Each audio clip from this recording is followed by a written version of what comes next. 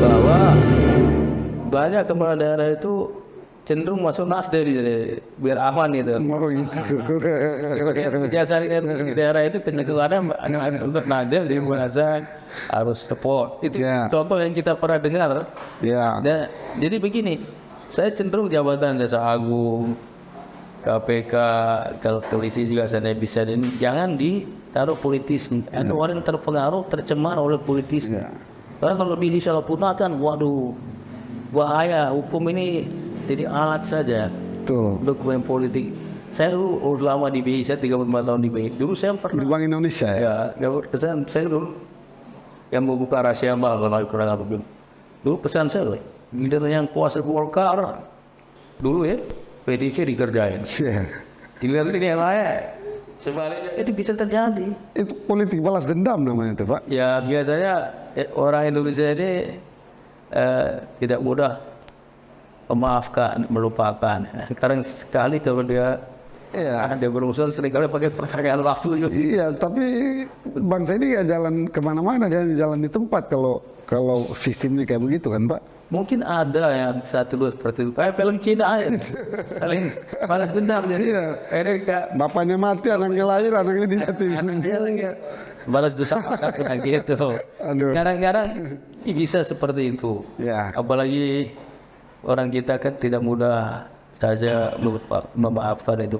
Ya. Bapak ingat sejarah kerajaan Indonesia, Ya. antara anak bapak pun bisa Saling bunuh. antara saudara pun bisa Ya, untuk merebut tahta kekuasaan itu. itu sejarah membuktikan seperti itu. Dan sejarah selalu berulang. Dia bisa mewarisi kayak begitu. Ya. Nah ini ada masalah yang sangat-sangat apa ya? Kalau menurut saya itu mengguncang seluruh Indonesia.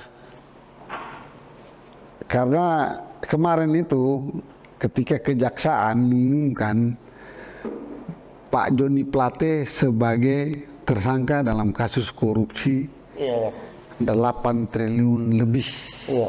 Itu dari NTT juga ya, minum pelatih ya? Oh ya, orang NTT. Ya. Dari mana NTT? Dari Manggarai. Oh, Manggarai. Ya. Pertanyaan saya itu Pak Yunus, apa PPATK punya kontribusi dalam memberikan informasi untuk kasus ini? Karena kayak yang saya dengar, data yang dari kejaksaan itu datang dari BPKP ya. Oh, itu penghitungan kerugian negara. Ya, jadi kejaksaan memakai data dari BPKP sehingga Pak Joni kemudian ditersangkakan. Jadi gini, kalau menghitung kerugian negara memang ada lembaga khusus. Ya. Kalau nggak BPK, ya misalnya yang dipercaya oleh Mahkamah Agung, ada BPKP. Ya, BPKP. Itu hitungan kerugian negara. Ya. Dalam teorinya aturan bisa juga akuntan publik, tapi jarang dipakai. BPK atau Ya, kalau di Indonesia jarang akuntan tapi itu BPK. menghitung kerugian negara saja. Ya. Anggaran sekian, misalnya 10, Ya. realisasi kok cuma 5, berarti Ya. mana dikemanain.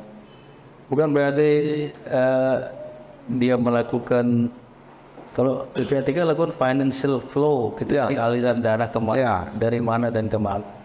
Dan semua, kalau menurut saya apalagi kasus sebesar ini, melibatkan banyak orang, banyak bank, saya yakin memanfaatkan polisi PPATK karena di samping juga besar, dia pasti kata sistem keuangannya bahwa sana kemarin gitu. Ya, menurut saya begitu. Dan pasti Iya. biasanya seperti kasus Alun saja, Iya. kasus pejabat biaya cukai. Ya, tahu Rafael Alun. Kita berikan juga, apalagi Iya. kan gede 8 triliun. Jadi PPTK ada sumbang informasi ya. Saya ada, baru Karena kan nggak mungkin dia tentang 8 triliun pakai mobil box berapa truk itu dia bawa kemana-mana kan. saya yakin dia akan minta bantuan karena memang dia berhak sudah Ya. perlu bisa minta informasi sejak awal waktu penyelidikan dia sudah bisa minta. Terus penyelidikan dalam rangka misalnya upaya paksa, melita dan lain sebagainya.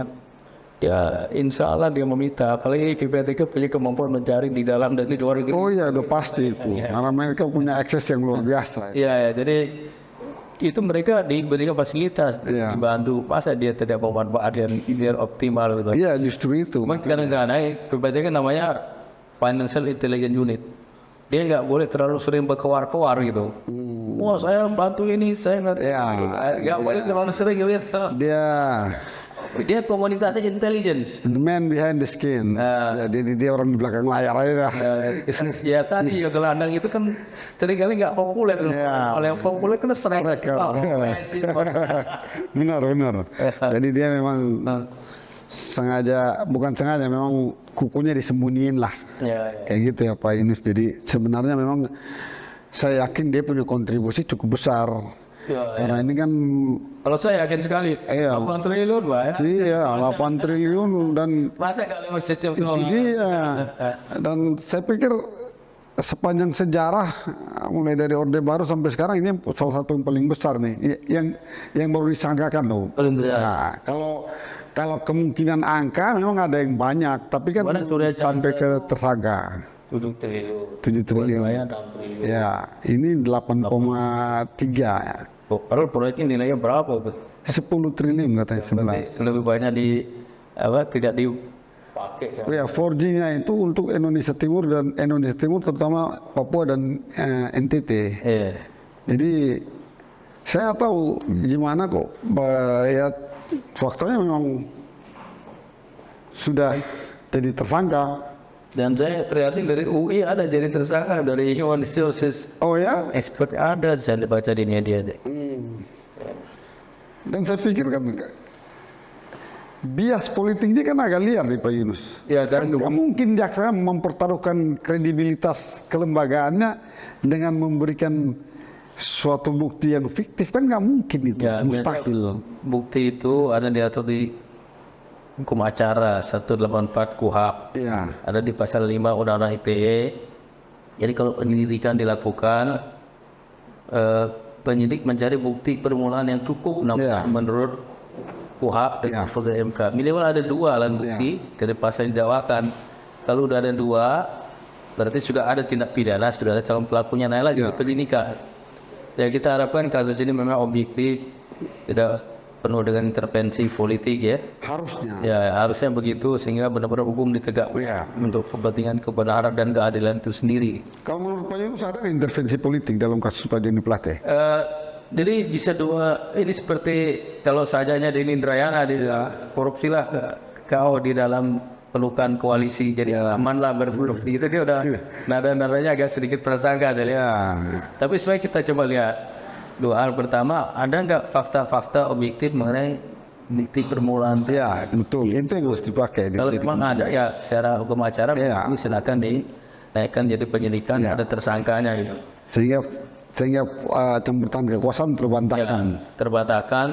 Dan memang atmosfer di luar hubungan Nasdem sama Presiden pun nggak mesra, mulus, tidak mesra, karena ada pencalonan yang berbeda dengan Presiden. Mungkin itu faktor atmosfer luar. Orang sering menafsirkan hubungan begitu saja, walaupun belum tentu benar itu. Nah, Pak Yunus, selama Pak Yunus jadi ketua PPATK, ya kan? Kalau nggak salah Pak Yunus ada 2 kali tuh ikut terlibat sebagai ketua PPATK dalam proses pemilu ya. Nah, pemilu ini kan kadang kita membutuhkan dana yang banyak tuh kan. Apa yang Pak Yunus, pengalaman apa yang Pak Yunus dapatkan dari, pasti ada transaksi liar lah pada waktu mendekati pemilu kan. Karena semua orang pasti yang pingin mau jadi caleg kayak mau jadi apa kayak, pasti dia berupaya untuk mengeluarkan uangnya atau mendapatkan uang untuk membiayai pencalegannya. Iya memang di Indonesia kan mana politik begitu kuat. Seringkali uang lebih menentukan dari katakanlah kompetensi atau integritas orang itu, sehingga elektabilitasnya gara-gara duit hebat jadi. Jadi kalau dalam tahun-tahun politik saya lihat pasti transaksi uang itu makin tinggi intensitasnya, volumenya. Tadi kredit macet relatif lebih tinggi. Karena sebagian duit itu kepilih. Mungkin juga skandal perbankan bisa terjadi. Skandal perbankan. Yang lalu kasus Mungkin Bang ada beberapa orang dulu di Bogor, di ada sebanyak skandal.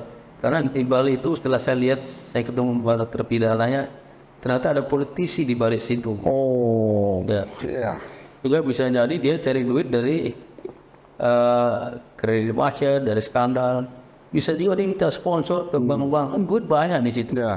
Jadi kalau nggak hati-hati, bang, saya ingatkan ini Anda risk manajemen harus bagus, karena risiko makin tinggi. Ya. Dari macet makin tinggi, skandal pun makin ini, dan mereka merasa punya power, apalagi nanti kalau dia menang, Ya. ya, dia merasa ada power, bisa aja kredit yang tadi misalnya dia pinjam belum tentu dia kembaliin, bisa-bisa apalagi dia kalah kan kembali.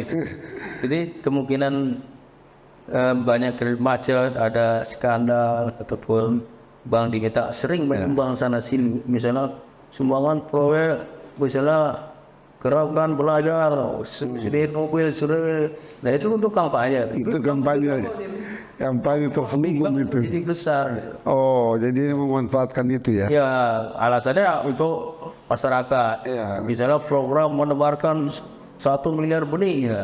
Kelihatannya untuk masyarakat. Masyarakat dia minta duit banget. Makanya ke dapil gitu. Bukan hanya bisa terkenal. Jadi instansi-instansi lain seperti OJK, BI, BUMN, BUMN, pemerintah bisa diminta sumbangan oleh politisi. BUMN diminta CSR-nya, departemen diminta program sosialnya, untuk membantu suksesnya si calon di dapil masing-masing. Itu juga jadi rahasia umum, Pak. Tapi kenapa mereka harus begitu takut dengan politisi? Pertama ya, sebagian pejabat itu dipilih dengan fit and proper DPR. Oh, Seperti BI, OJK, KPK. kepentingannya itu ya sehingga mereka takut. Jadi kalau RDP dengan mereka kan ya DPR itu seperti malaikat yang selalu benar. Iya, padahal ini sama di Sumitra. Tapi DPR menganggap mereka di atas. Ya, jadi Yang bisa dibentak-bentak itu orang yang lebih besar, dulu dia fit and proper, dan kadang-kadang ya politisi merasa punya power di situ. Iya. Jadi berani dia macam-macam. Tapi kalau pikiran saya tanya dengan balas serangan ya. Betul itu harus begitu Pak Yunus.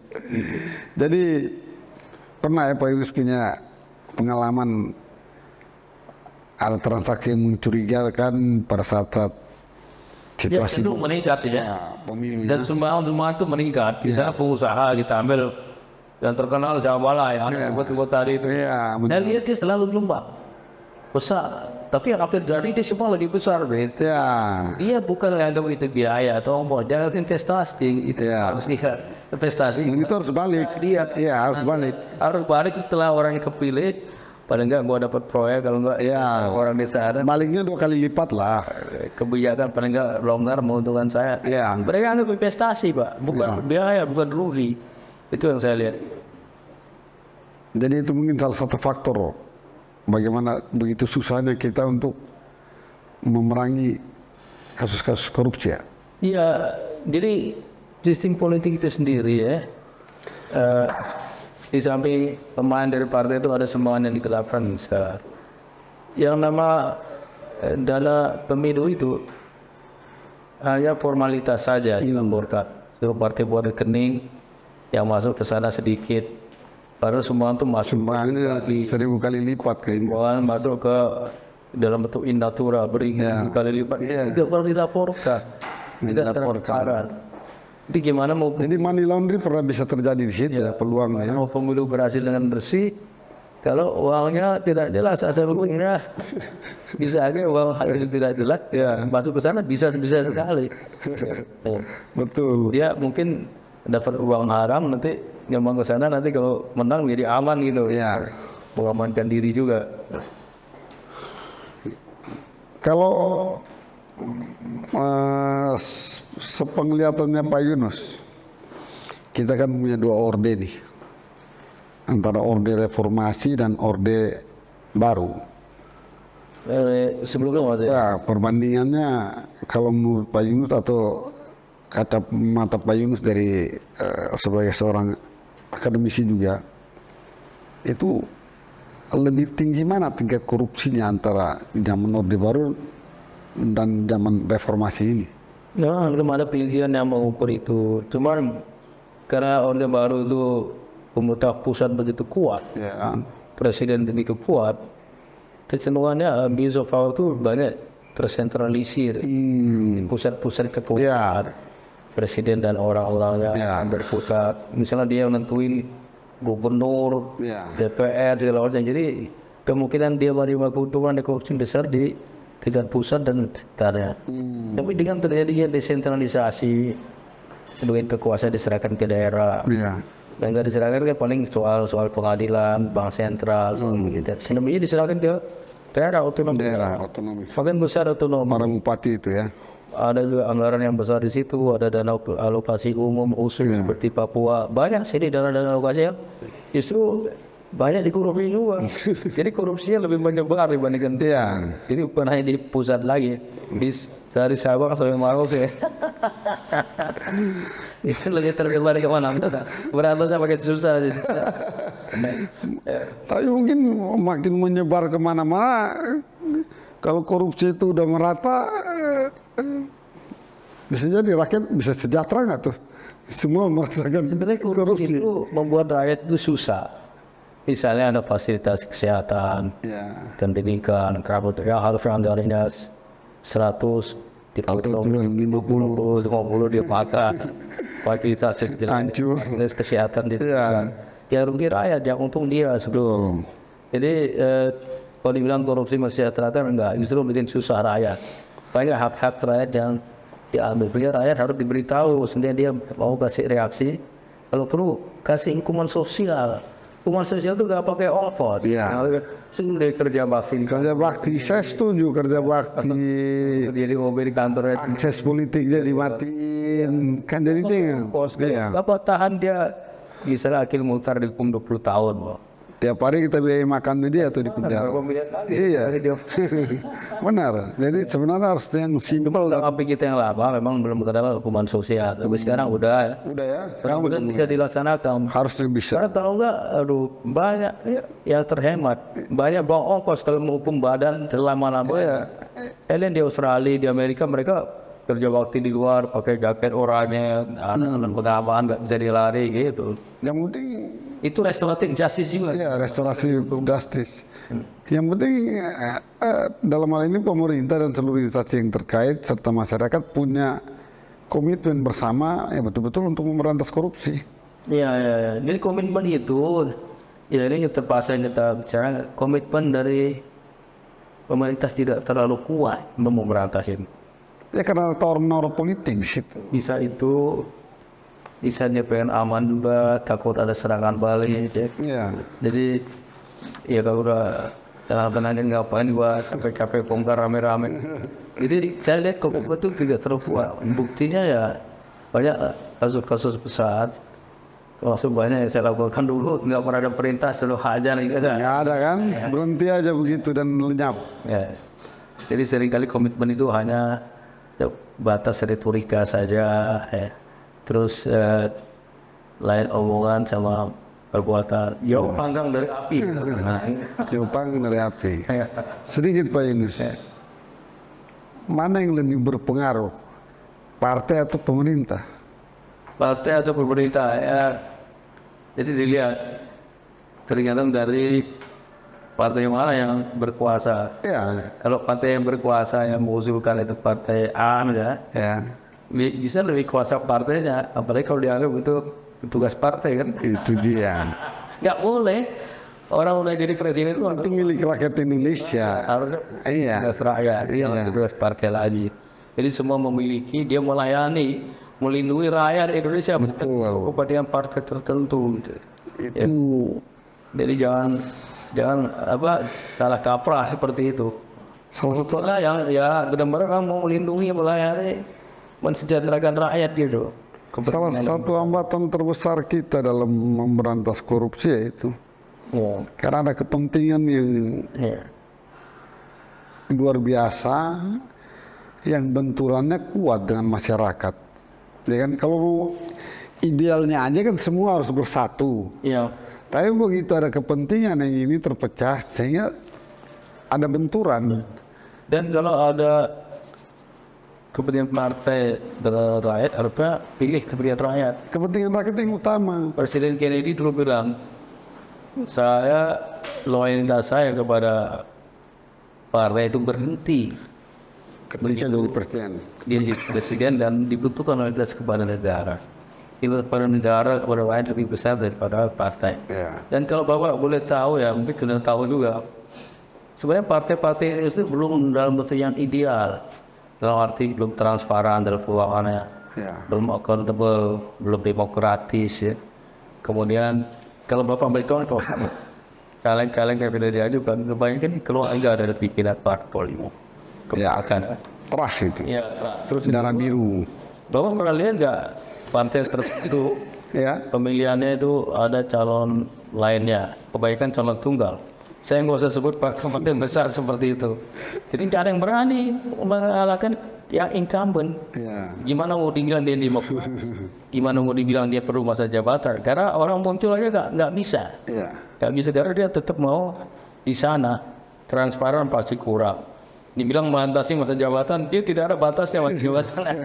Partai sendiri sudah memberikan contoh yang kurang bagus, Ya. kehidupan demokrasi. Nah, kader-kader kita yang maju di DPRD, Bupati, Wali Kota, Kabupaten, lahir dari partai yang kurang good governance. Ya. Kader bad governance banyak dan kader yang lahir dari situ calon.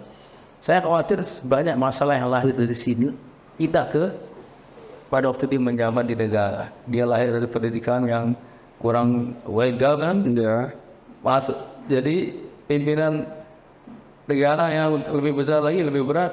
Ya tadi bad governance sekarang, waduh, Lebih hancur lagi. ya kadernya jadi Ya. itu yang terjadi. Saya lihat sebagai sumber masalah dari situ.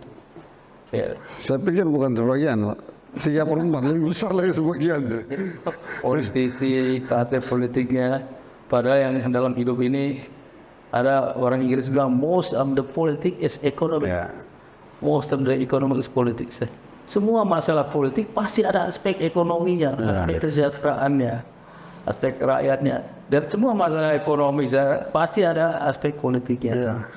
Dua itu berhubungan erat. Jadi kalau partai itu mau bagus, ya bagus sekali negara ini. Ya.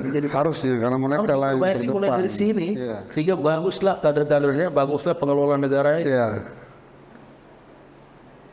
Nah ini udah mau pemilu nih kan. Oh iya, Pilpres. penting sekali. Kriteria pemimpin yang Pak Yunus inginkan yang bagaimana untuk suksesinya Pak Jokowi ini? Jadi pertama harus ada leadership, Leadership. sehingga tidak didikte orang lain, Ya. kondisi orang-orang dari luar siapapun juga Ya. punya sikap leadership jelas ya. Terus itu yang pertama. Yang kedua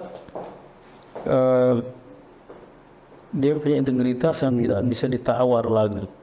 Itu betul itu. Betul. Jadi track recordnya baik, bersih, tidak pernah terlibat dalam pelanggaran yang signifikan. Komitmen dia menegakkan hukum itu juga jelas ya.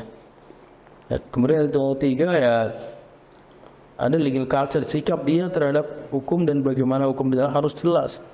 Hukum itu dia yang tinggi dan dia harus tegakkan, jangan dia permainkan untuk kepentingan politik. Dan ada berapa itu? Ada 4 yang melayani. melayani. Melayani itu pemimpin itu sebenarnya Dia melayani. dari rakyat yang memimpin. Dia melayani. Jangan dia diservis oleh Ya. rakyat. Nanti rakyat juga miskin selesai. Ya, karena rakyat yang memilih dia. Ya, melayani dan melindungi rakyat yang Ya. memilih dia gitu. Ini gimana soal leadership, Terus integritas, terus dan dia budaya hukumnya bagus, ya.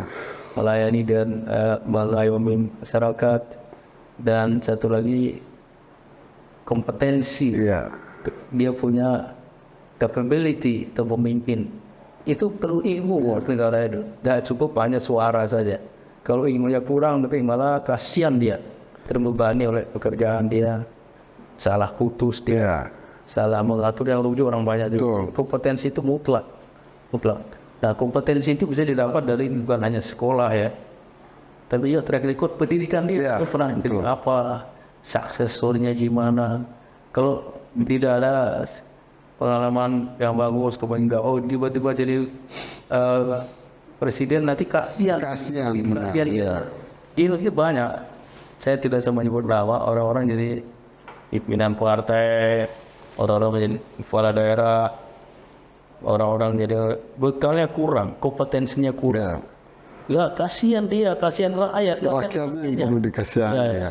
Ya karena dia nggak ada kompetensi, bekal yang baik untuk memanage kerjaannya, mesejahterakan rakyat. Ini banyak terjadi.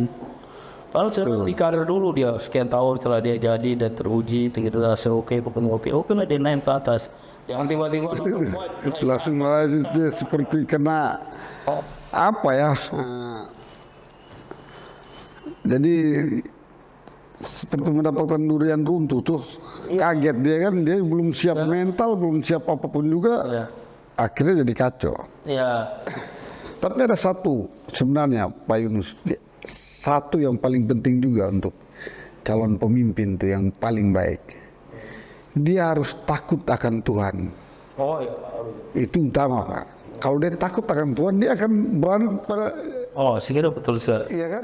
Betul, dalam bahasa Islamnya nama muraqabah. Iya. Muraqabah itu dia merasa diawasi dimanapun, kapanpun Itu maksudnya. dia berada. Iya. Jadi dia akan Dia selalu harus takut itu. Kalau dia nggak ada takut kepada siapapun juga, dia seenaknya. Iya, saya kira itu bagus sekali merasa diawasi. Ini saya cerita dikit, saya pernah interview orang Jepang, Iya. buat calon direktur. Saya dulu interview Tokyo Zembrook. Saya tanya, what is your religion di Shinto? Yeah. How many God do you have? Oh, I have many gods. Saya tanya, I have God in. Oh, dia Shinto ya. Iya. Walking room, in bed, di mana-mana ada Tuhan saya selalu berbuat baik. Ya, kok begitu. Nah, konsep seperti ini, seperti konsep muraqabah dalam Islam, selalu diawasi. Anda sebut harus takut pada Tuhan. Wah, harus. Kalau dia nggak takut sama Tuhan, dia berani sama Dia- Tuhan. Bisa. Wah, Sama Tuhan aja dia nggak takut, berarti sama rakyat mah dia tapi nggak takut lagi. lebih nggak takut lagi. Akan negara kalau takut. Itu dia itu Pak Yunus. Ya. Oke. Terima kasih Pak Yunus atas pembicaraan kita sore ini, cukup mencerahkan, dan kami dari Jong Sindikat berterima kasih sekali karena Pak Yunus sudah menyediakan waktu di tengah kesibukan Pak Yunus untuk datang ke studio kami dan kita bisa berbincang-bincang. Semoga ini bisa bermanfaat buat para Jong Sindikat lovers, dan saya berharap semua masyarakat Indonesia pun mau turut ambil bagian dalam mengawasi dan memberikan kritikan terhadap bagaimana upaya bangsa ini dalam memberantas korupsi. Itu Harus. Kalau nggak ikut serta, nggak ikut mengawasi, nggak ikut memberikan social control atau dalam bahasa Islam menaik muka, Ya. tidak akan jalan itu. Betul. Tidak akan jalan yang baik, percayalah.